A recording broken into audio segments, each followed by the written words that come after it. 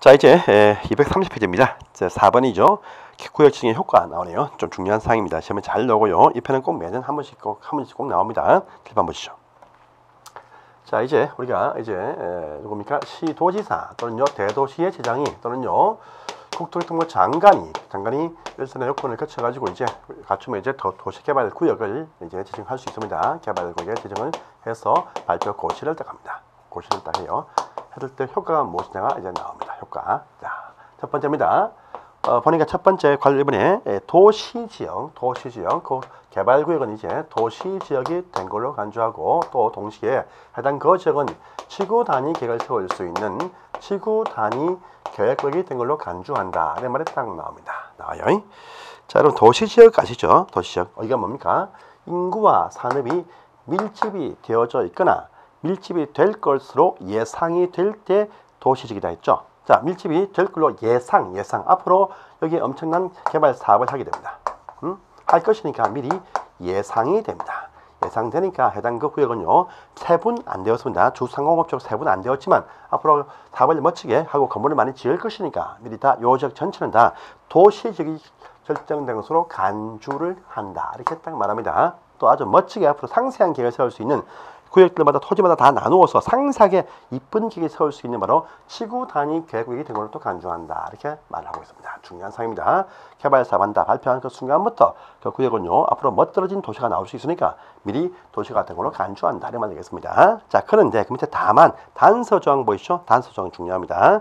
자, 그러니까 단서는 딴 건 필요 없고요. 그 취락지구 보이십니까? 취락지구 단서조항입니다.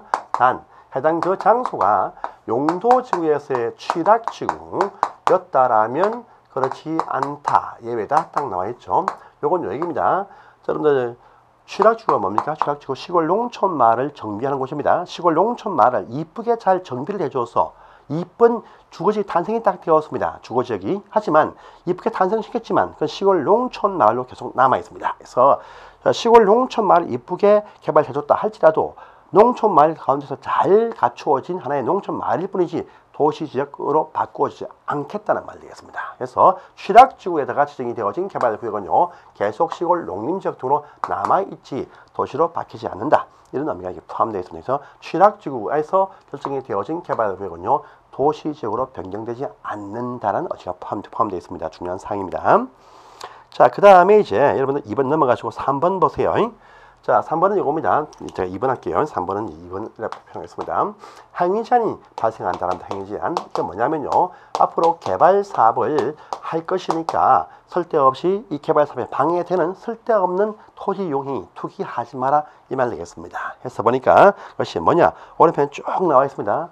우리 개발 사업 하면 다 갈아엎고 다시 건물을 딱 지어 올립니다. 일절하지 마라. 그것이 포함되어 있습니다. 해서 보니까 첫 번째 보십니다. 여러분들 건물의 건축 당연히 할 수 없다. 다 철거할 것인데 할 필요가 없다. 이 말 되겠습니다. 뿐 아니고요. 자, 여러분들 가설 건축물의 축조입니다. 요거 하면요. 여러분들 보상 수익 때문에 사업 방해됩니다. 하지 마라. 이렇게 말합니다. 또 보시면 건축뿐 아닙니다. 여러분들 대수선도 하지 마라. 내부 구조의 변화 있습니다. 하지 마라. 그 다음에 건물에 쓸데없이 용도 바꾼다. 건축물의 쓰임새 용도를 바꾼다. 이것도 하지 마라. 라고 합니다. 이런 사항들 여러분들 건축부 할 때 다 배우십니다. 그래서 건축부는 건물의 건축, 신축, 정축, 개축. 여러분 건축하면요. 이 속에 새롭게 건물 짓는다. 신축 포함되고요. 정축, 또요. 개축입니다. 재축 이전 다 포함되어 있습니다. 그 다음에 대수선, 용도의 변경도 하지 마라. 또요. 뭡니까 여러분들 저기 공작물의 축조도 하지 마라. 딱 되어 있습니다. 그 대지 위에 뭔가 구조물을 설치를 일절하지 마라. 이겁니다. 있는 건물 손도 대지 마라. 이러면 손도 대지 말고 아예 아무것도 하지 마라. 전폐하지 마라. 이겁니다. 그래서 방해되니까 하지 마라. 다 철거할 것이다. 이 얘기죠. 전부 다 못합니다. 또 두 번째입니다. 보시면 토지의 형질 변경 다 평탄화 작업을 조성할 것인데 토지의 형질 변경 쓸데없이 이런 것도 하지 마라. 딱 되어 있습니다. 또 세 번째입니다. 토석, 흙자갈모래입니다. 이것을 퍼내는 행위 채취도 하지 마라. 방해된다. 하지 마라. 이겁니다. 또 네 번째요. 토지 분할.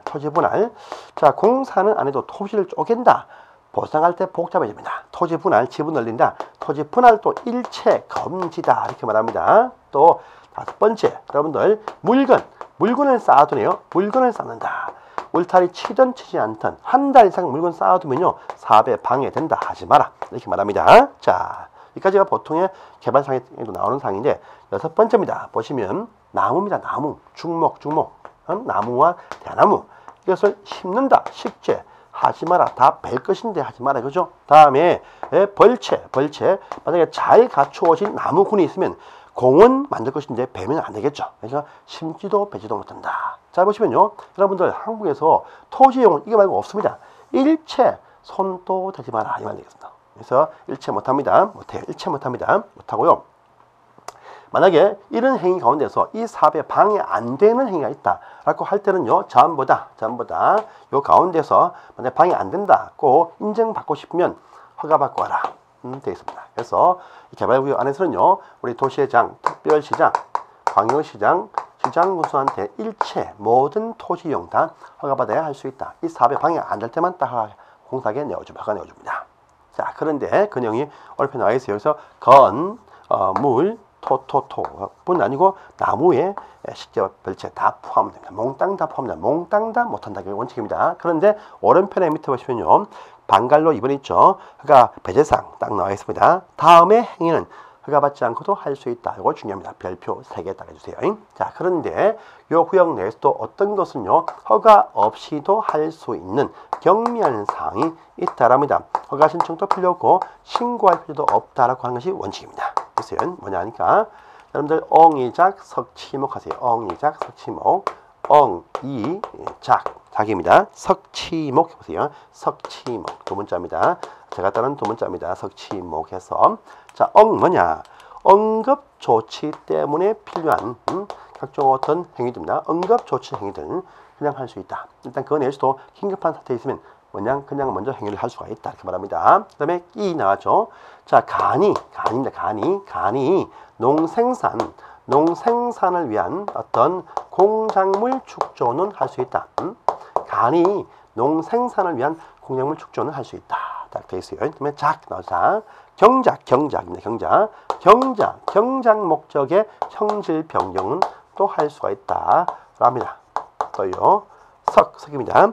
이 사업에 방해 안 되는 아주 경미한 범위의 토색의 채취, 이것도 아주 경미하면 채취할 수가 있다. 이렇게 되어져 있습니다. 그 다음에 치입니다. 치는 뭐냐? 존치한다. 남겨둔다. 손 안 대고 남겨두는 땅. 공사판 안 펼치고 손 안 대고 남겨두는 그 땅. 존치할 땅에 물건을 쌓아둔다. 존치할 대지. 여기 위에 물건을 쌓아둔다. 방해 안 되니까 할 수 있다. 겁니다. 목 나왔습니다. 목. 이건요, 관상용 중목. 관상용 뭡니까? 정원수. 이 관상용 중목의 임시식재, 이것은 할 수가 있다. 이렇게 또 되어 있죠. 관상용 정원수를 심기 위해서 잠시 심었다가 퍼갑니다. 퍼가니까 이건 할 수 있다. 이렇게 말합니다. 임시식재. 그런데 이것이 말입니다. 중목의 식재라 할지라도 경작지에서는 나중에 복잡해지니까 경작지에서는 임시식재 할 수가 없다. 같이 딱 나와 있습니다. 그래서 엉이작 석치목 박스 안에 다 나와 있으니까 엉이작 석치목 꼭 외워주세요. 지금 잘 나옵니다. 이건요, 정비법과 내용이 거의 똑같습니다. 같으니까 두 법서 나와도 똑같은 내용처럼 보이니까 시험에 자주 나오는 것입니다. 그러니까 정비법도 똑같은 내용이 또 나올 겁니다. 나올 거니까 요 내용 자체가 바로 정비법에 있는 내용과 유사가 딱 하나입니다. 대수선 요 하나 빼놓고는 다 똑같습니다. 같으니까 정비법에도 나오고 여기도 나오니까 왔다 갔다 하면서 나오니까 항상 매년 나오는 것처럼 보인다. 이렇게 이해하시고 엉이작 석치목은 그냥 할 수 있다. 특히 어떻습니까? 경작지는 또 안 된다. 이런 사항들도 체크를 딱 해두세요. 이 상이 오른편에 있습니다. 중요한 상입니다. 딱 보시고 딴 거는 보실 필요 없습니다. 넘어가십시오. 자, 이제 232페이지입니다. 가보시면 이제 관로 4번에 보이네요. 4번에 있는 요 상도 보십니다. 일단 지역의 변경 특례하고 행정제한 가합니다. 번 아니고 세 번째입니다. 세 번째. 근데 구역 지정을 했다 할지라도 그 사후에 할 행위들은 다 이렇게 행위 제한합니다.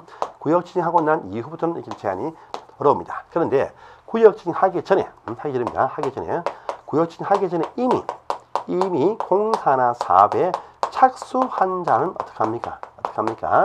구역진하고 난 이후에는 못하지만 그 전에 이미 착수를 한 자는 어떻게 할까요? 해서 그 상이 쭉 나옵니다. 이미 공사나 사업에 착수한 자는 그냥 계속 해당 행위를 할 수가 있다. 이렇게 딱 되어져 있습니다. 이미 공사나 사업에 착수를 해놓은 자는 결정사항이 어떠하든지 무시하고 계속할 수 있다. 이렇게 말합니다. 단.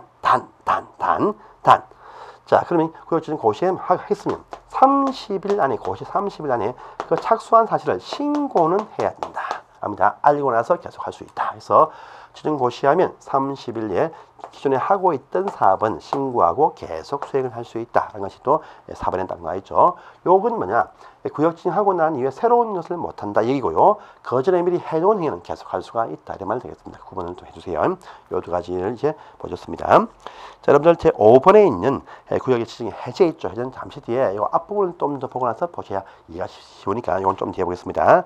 해서 여기까지 보시고 다시 앞으로 갑니다. 아까 통과했던 제 1번 221페이지죠. 개발계획이라는 상입니다. 개발계획. 이걸 보고 나서 다시 진도를 이어서 하겠습니다. 221페이지입니다. 개발계획이 나오죠. 이것도 한 문제 꼭 나오는 중요한 사항입니다. 자, 보십시오. 자, 그래서 이 사업의 출발은요, 개발구역의 지정입니다. 지정이 제일 중요합니다. 개발사업은 개발구역 안에서의 하는 사업이니까 먼저 이 개발구역의 지정이 중요합니다. 그래서 개발구역의 지정은 가장 중요한 출발 선상에 있는 중요한 어떤 절차입니다. 구역의 지정을 잘 해야 돼요. 자, 그런데요, 구역을 지정할 때 막 지정합니까? 그건 아니겠죠.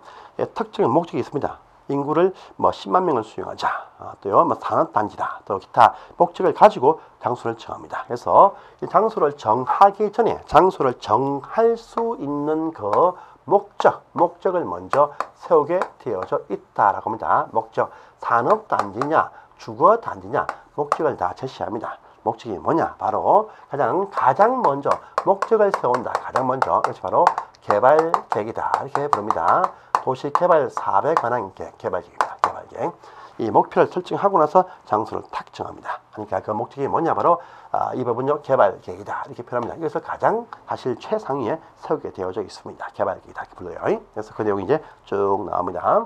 그래서 그 본문 보겠습니다. 찾아보시면 자, 도시개발구역의 지정권자는 구역을 지정하려면 개발계획을 수립을 한다. 딱 되어 있어요. 그 밑에 수립 시기 원칙 보세요. 개발구역의 지정권자는 구역을 지정하려면 개발계획을 수립을 하여야 한다. 구역 지정을 하려면 개발계획을 세워야 된다. 이건요, 구역 지정하기 전에 먼저 개발계획을 세워야 된다. 이 말이겠습니다. 그래서 보시면요, 자, 나옵니다. 첫 번째, 이 계획의 수립은 누가 하느냐라고 하니까 구역의 지정권자가 수립한다. 딱 나왔죠. 그러니까 아까 봤던 우리가 시도지사, 대도시의 시장 또는 국토장관입니다. 지정권자가 수립을 하는데 언제 세우느냐 수립 시기가 딱 나옵니다. 구역 지정하려면 세운다. 얘긴요. 보시면 먼저 개발계획을 먼저 수립을 하고 난 그 다음에 장소를 지정한다. 바로 요 순서입니다. 그래서 구역 지정하기 전에 먼저 개발계획을 세운다. 이렇게 말합니다. 이것이 원래 원칙입니다. 이것이 원칙이에요. 그런데 여러분 잘 보세요. 개발계획을 세워서 장소를 확인합니다. 하는데 세울 때 여러분들 지역을 파악을 하겠죠. 파악을 합니다. 지역을 파악을 해요. 할 때 보시면 헬리콥터가 확 띄웁니다. 만약에 이쪽에 어떻습니까? 목표가 뭐냐? 보니까 인구 5만 명을 수용한다.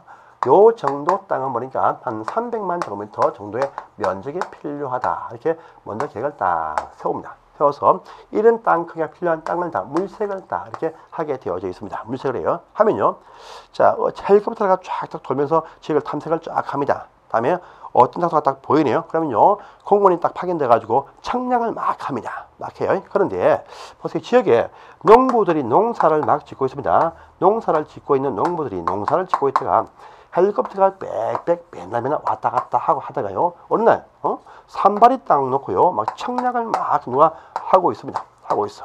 이거 딱 보니까 농부들 딱 볼 때 뭐가 된답니다. 된다. 농사 안 짓습니다. 농지에 있는 뭡니까? 이 풀을 다 뽑고요, 나무를 탁탁탁 심습니다. 이만 심습니까? 가설금을 탁탁탁 지어놔요. 왜냐? 자, 개발되니까, 자, 우리 이 벼는 보상 안 해줍니다. 안 해주는데 나무는요, 한 그루에 모종 10만원씩 10만원입니다. 그러면 건물 있죠? 가설금을 대충 줘도 1000만원쯤 나옵니다. 나오니까 자, 보상 수익을 위해서 이렇게 막 투기를 엄청 합니다. 이런 식의 행위가 자행되어지니까 자, 안 되겠다.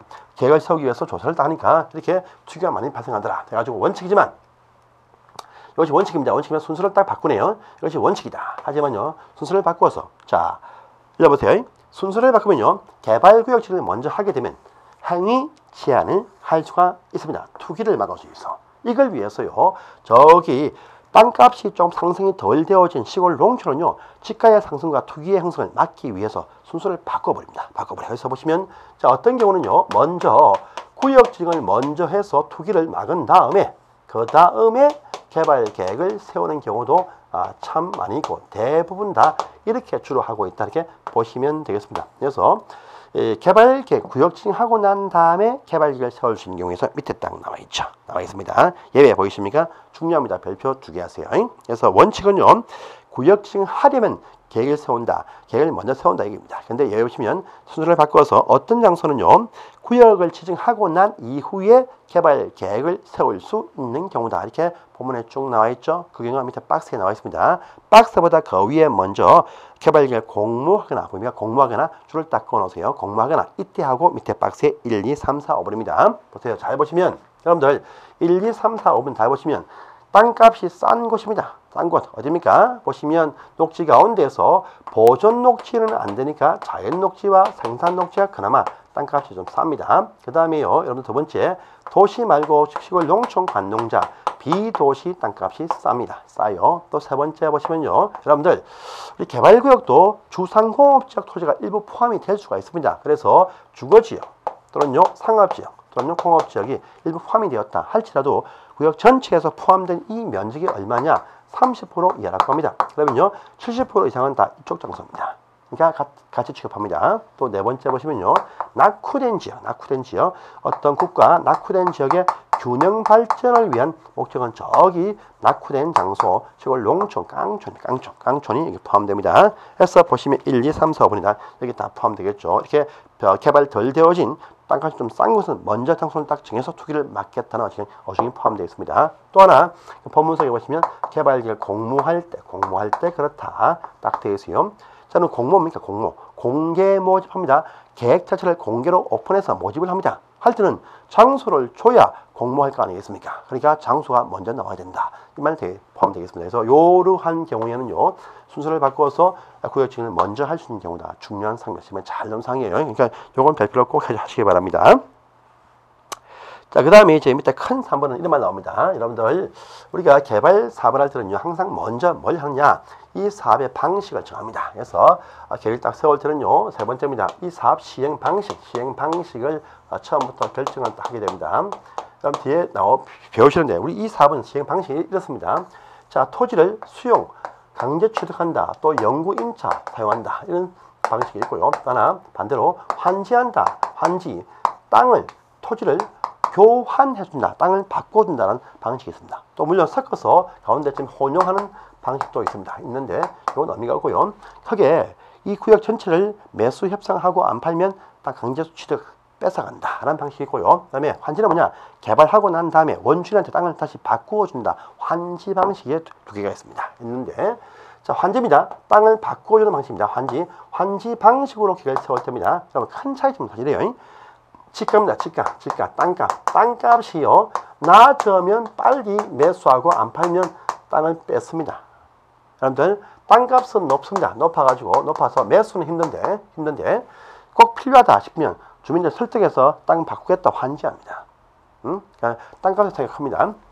그래서 보시면 환지입니다. 환지는 땅을 바꾸어주는 방식이냐. 땅을 뺏지 못하니까 요건 아무리 좋은 어떤 거는 얻어가야 했다 할지라도 땅을 바꾼다 할 때는요, 지역 주민이 원해야 할 수 있어요. 그래서 환지 방식으로 계획을 딱 세워주는 처음부터 그 구역 필요한 장소의 토지 면적의 3분의 2 이상의 소유자의 동의 뿐 아니고 그 안에서의 토지 소유자들 총수의 2분의 1 이상의 사전 동의를 얻어야 환지 방식으로 계획을 세울 수가 있다. 이렇게 되어 있습니다. 토지 면적입니다. 토지 면적의 3분의 2 이상의 찬성과 그다음에 토지 소유자 총수의 2분의 1 이상 찬성이 있어야 환지 방식으로 방향을 설정할 수가 있어. 이게 안 되면요, 이 사람 못해. 그래서 환지 방식은 처음부터 주민 동의 필요하다 해서 밑에 제일 밑에 나와 있죠. 오른편에.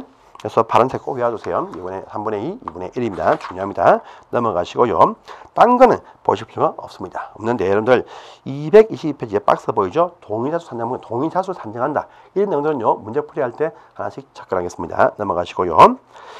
자, 그 다음에 이제 어딥니까? 밑에 조합의 경우, 요건요, 환지 방식 할 때는 조합이 항상 4을 주로 하는데, 그 뒤에 조합편 크게 표현이니까 그때 확인하겠습니다. 이렇게 딱 보시고요.